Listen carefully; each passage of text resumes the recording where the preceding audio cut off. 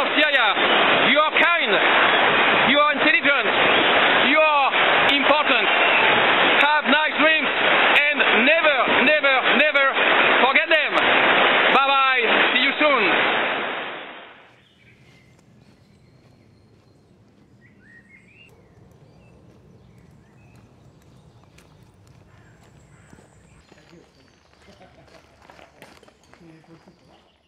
Je m'appelle Pascal Henrion, j'ai 56 ans, je suis photoreporter et je me suis engagé pour sensibiliser sur la situation des enfants en zone de guerre en Syrie depuis août 2013, à la suite des bombardements chimiques de Ghouta.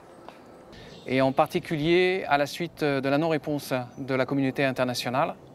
Et j'ai senti vraiment en moi une rage immense, une injustice envers les enfants. Et je me suis dit, il faut que j'y aille, il faut que je fasse quelque chose. Et je l'ai fait en tant que simple père et en tant qu'homme.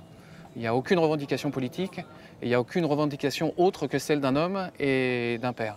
Lorsque j'ai commencé à sensibiliser ici en Europe sur la situation des enfants en Syrie, je suis très vite rentré en contact avec des gens en Syrie, dont une bonne partie étaient des White Helmets.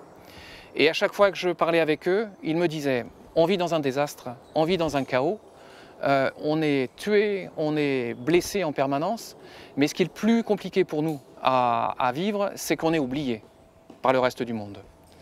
Alors je leur dis, écoutez, moi j'ai une idée, envoyez-moi un casque, un vrai, un d'une de vos équipes, un qui ait sauvé des vies, et si possible des vies d'enfants, et moi je vais vous trouver des gens ici en Europe qui vont vous envoyer des messages en vous disant que vous n'êtes pas oubliés.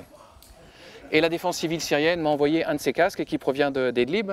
Je l'ai reçu en juin 2016 et depuis juillet 2016, je réalise des messages avec des gens qui ici acceptent d'envoyer leur portrait avec ce casque, de dire qui ils sont et d'envoyer un message de soutien aux White Helmets, aux enfants de Syrie et à tous les gens qui sont restés dans les zones de guerre qui sont les zones de bombardement aussi.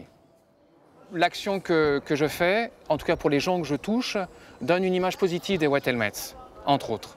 Depuis 2016, il y a des vagues de propagande anti-White Helmets et moi je suis très très heureux d'aller à l'encontre de ça et de donner des messages positifs sur ce que sont les White Helmets.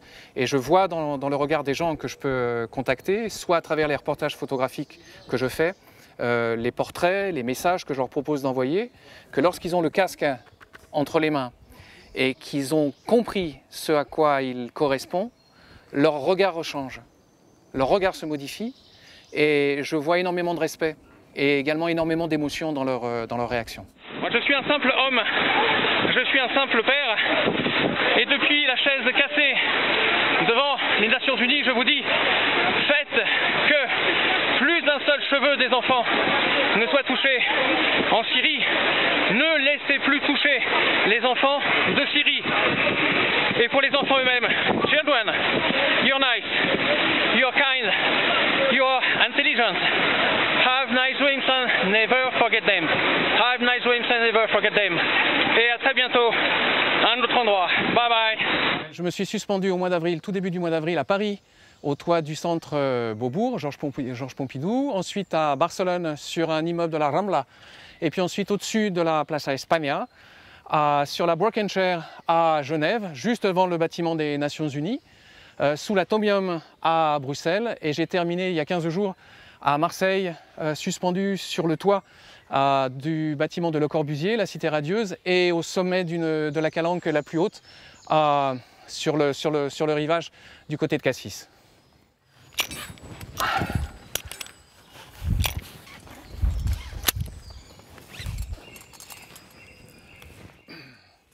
Eh bien, j'ai décidé de me mettre en danger à chaque fois que j'envoie un message. Lorsque je suis suspendu, un message aux White Helmets et aux enfants de Syrie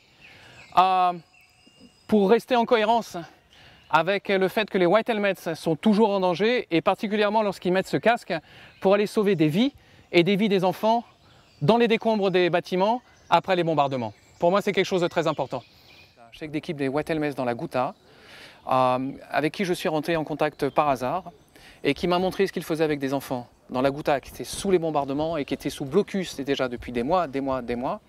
eh bien, il aidait les enfants qui avaient des traumatismes psychologiques dus à la guerre, dus aux violences, dus à la perte de leurs parents, avec des chevaux. C'est-à-dire qu'il mettait en relation les enfants et les chevaux, de simples activités, et la relation avec les chevaux permettait d'aider les enfants dans leur traumatisme. Et j'ai trouvé que c'était un miracle absolu dans cette situation complètement chaotique, de trouver cet homme qui allait vers les enfants avec une activité aussi ouverte et aussi naturelle.